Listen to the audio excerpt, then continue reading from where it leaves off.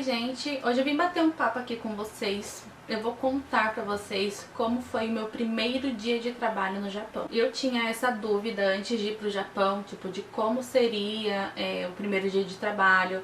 Eu já fui sabendo, né, com a mente de que trabalho no Japão é coisa puxada. Eu lembro que lá em 2018 eu pesquisava como foi meu primeiro dia de trabalho no Japão. Não tinha muita coisa, não tinha muita informação na época.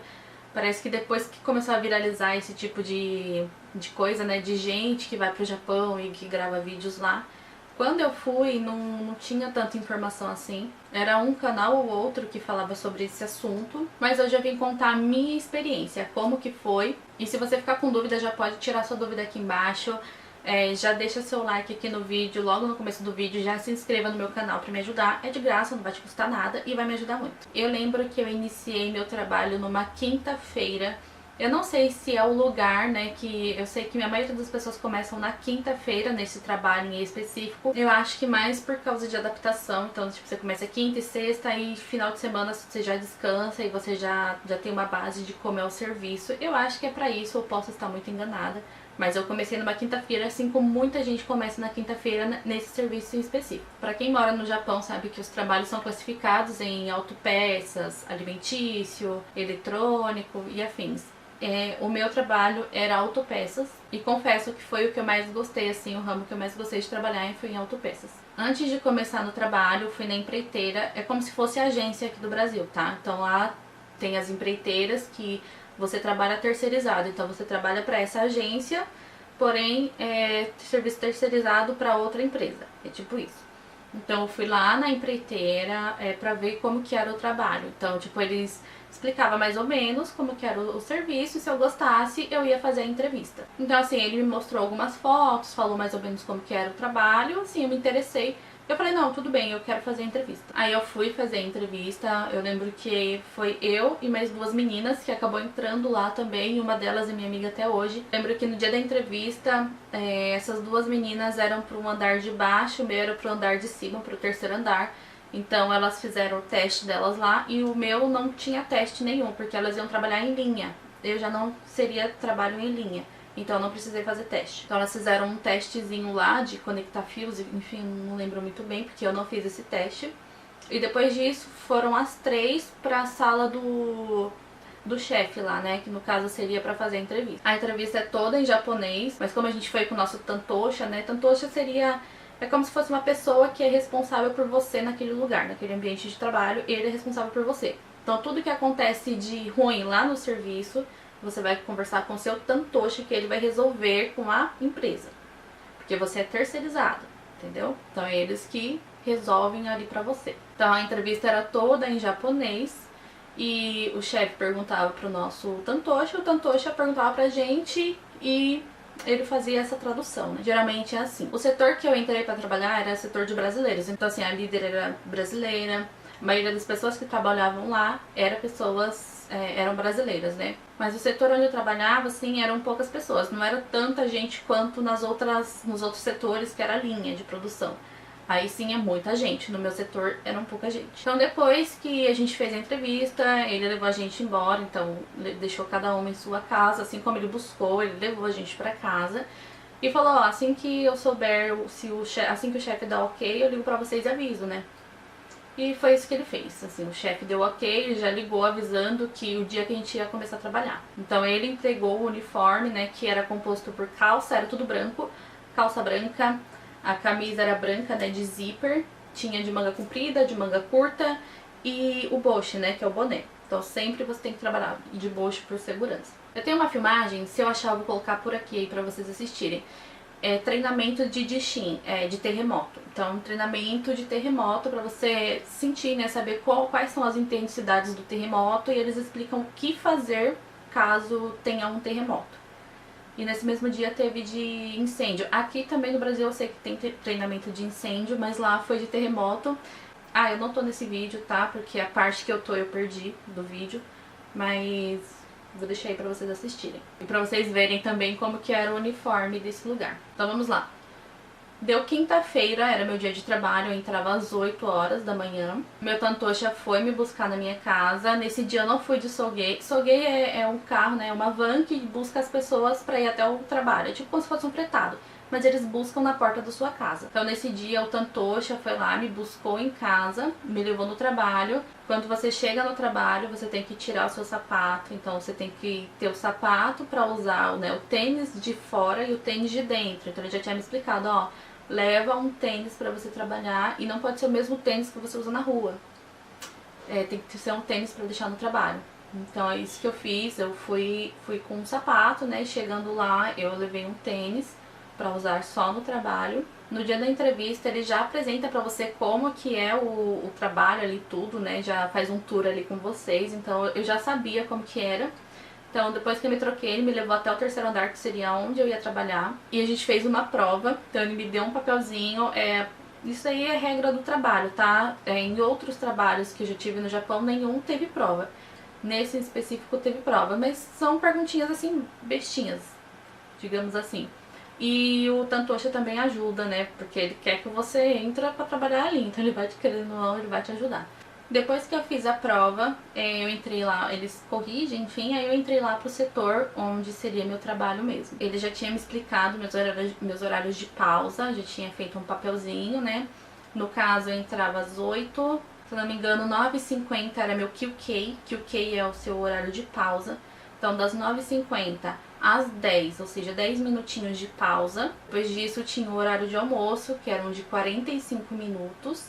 Depois desses 45 minutos, você tem um outro horário de pausa, que é lá pra parte da tarde. Acho que, se eu não me engano, era das 2h50 às 3, ou seja, mais 10 minutinhos de pausa. E depois eu saía do trabalho às 5h15. Isso no TADE, tá? Isso no horário normal. Mas eu já vou falar pra vocês sobre as horas extras. Lembrando que o trabalho inteiro é feito de pé. Então você não senta, você só senta esses 10 minutos, depois os 45 minutos de almoço e depois você vai sentar mais 10 minutos lá na parte da tarde. Então, é um trabalho feito em pé. Japão, você trabalha de pé. Então, meu tantocha foi comigo até meu local de trabalho, até meu setor, minha máquina ali, ele foi comigo, me levou até lá. Meu trabalho era o seguinte, era chicote de carro. Então, era um fio, né, já pronto do carro. Eu não tenho fotos, senão eu mostraria pra vocês. Mas eu pegava o fio pronto, que tinha as meninas lá que fazia o fio, né, que preparava ele. Depois ele vinha pra mim. Então vinha uma caixa, assim, geralmente com 20 fios. Tinha a minha máquina e essa máquina ia testar. Não é máquina, né, gente? Era tipo uma mesa, onde eu ia conectar esse fio já pronto. E ia verificar se o fio está tudo ok, estava tudo certinho, se as meninas conectaram os cabinhos da cor certa, se elas não inverteram os cabos. Tem umas pecinhas que você tem que conectar uns fiozinhos, então tem que ver se esses fios estão com as cores certas, nos lugares certos. Então esse era meu trabalho, minha mesa. Eu pegava o fio pronto, conectava ele inteiro na mesa, eram vários conectores. Aí eu apertava um botãozinho e ia emitindo uma tela. Lá tinha uma tela de erro que mostrava os códigos de erro. Então, se tivesse tudo ok, ia aparecer tipo um okzinho lá falando que a peça está tudo certa. Então tinha uma etiqueta, eu tinha que bater o carimbo falando que a peça está ok. Mas nem sempre a peça estava ok.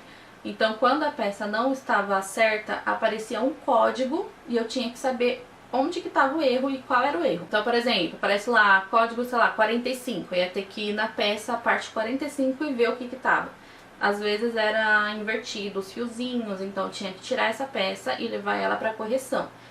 Então eu pegava tipo um grampinho, não era grampo, tipo um prendedor. Aí eu colocava o prendedor na parte onde estava com erro na peça e o pessoal ia arrumar a peça depois. Depois que a caixa já estivesse pronta, tipo lá as 20 peças ou 30 peças, dependendo da caixa, já estivesse pronta, já com o carimbinho de ok, eu levava ela para a parte da Kensa. Então minha parte era a Kensa elétrica, né, que seria a vistoria elétrica para ver se tava tudo passando energia, tudo certo, e depois ia para a Kensa visual, né, que a pessoa ia olhar a montagem do fio.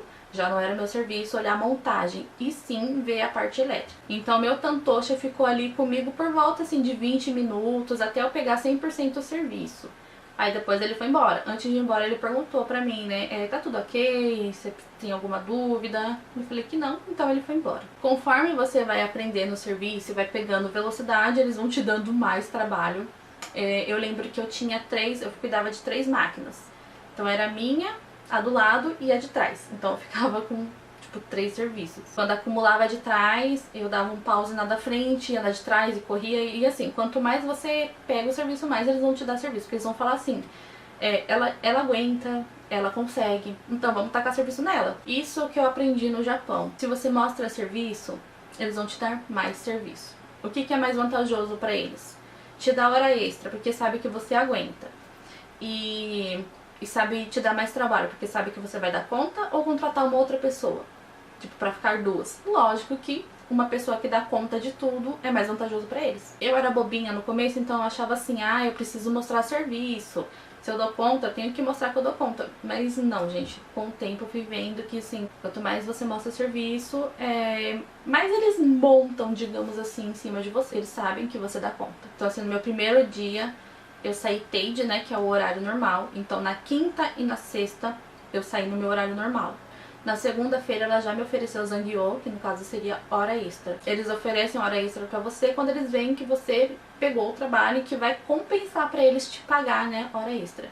Então, já na segunda-feira, já comecei a fazer hora extra. Eu não era acostumada a ficar horas e horas em pé. Então, no começo, foi bem puxado. Eu sentia muita dor no pé, sentia muita dor na perna. Minha perna inchou, meu pé também, consequentemente inchou. Dava vontade de chorar de dor, que assim, eram todos os dias de pé, de segunda a sexta, por horas. Você só sentava no seu tempinho, nos seus 10 minutos de pausa e nos seus 45 minutos de almoço.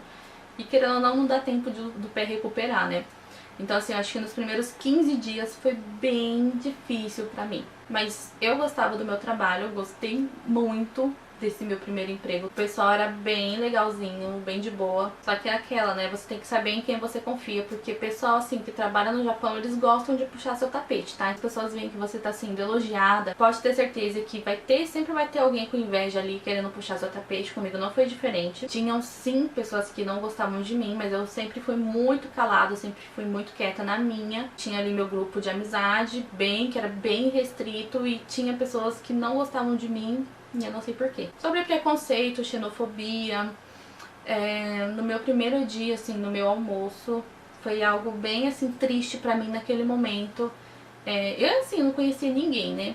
E as meninas que fizeram entrevista comigo eram do segundo andar, então eu nem sabia se eu ia encontrar com elas. Eu lembro que eu estava indo pro almoço, e antes de ir pro almoço eu queria passar no banheiro, né? E tinha uma filinha pra ir no banheiro, e eu fiquei naquela filinha e tinha 2 filipinas na minha frente.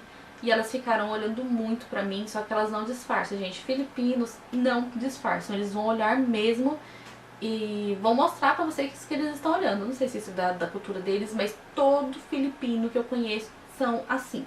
Eles vão olhar pra vocês, se tiver que comentar algo sobre você, eles vão ficar olhando pra você. Isso a gente acha que é falta de educação, né? Na nossa cultura é feio. Pra eles eu não sei, mas parece que é normal. Tinham 2 filipinas na minha frente e uma começou a comentar e olhando assim pra mim, olhando pra trás. Elas estavam na minha frente, olhando pra trás e rindo, e falando de mim, rindo, e não sei o que, não sei o que lá. Gente, aquilo me deixou tão mal, porque eu não sabia, primeiro que eu não sabia o que elas estavam falando. Elas estavam falando em tagalo, né, tipo, na língua delas. E eu não tava entendendo nada. Eu fiquei tão sem graça e tão chateada que eu saí dali, da fila. Elas perceberam, né, porque saí, eu tava ali na fila, eu olhei pra cara delas assim e saí. E fui pro refeitório, fiquei bem chateada. E chegando no refeitório tinha as 2 meninas, né, que fez a entrevista comigo. Eu sentei ali com elas, a gente começou a conversar.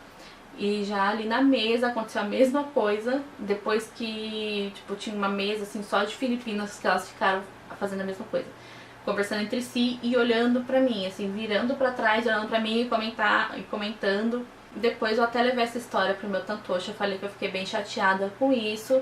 E ele falou que, querendo ou não, essa situação era normal, porque quando os filipinos, geralmente, quando vê pessoas diferentes, assim, que é bem diferente deles em características, né, fisionomia, eles comentam, eles acham legal, eles acham bonito, comentam entre si, eles não têm muito esse filtro, né, de ficar tipo, ah, disfarça. Não, eles já são escancarados pro mundo e depois com o tempo elas acabam querendo fazer amizade ali com você. Depois foi passando o tempo e você acaba acostumando com essa situação das pessoas ficarem olhando pra sua cara.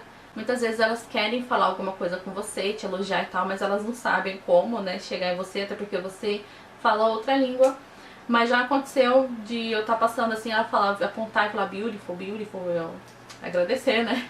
E é isso, com o tempo você acaba se acostumando com isso. Isso tudo aconteceu comigo na quinta-feira. Já na sexta-feira, o carro, né, o Soulgay, que a gente chama, ele, que é a van, ele passa na sua casa, ele tem o horário de passar na sua casa. Geralmente eles falam, ó, entre tal e tal horas eu vou passar na sua casa.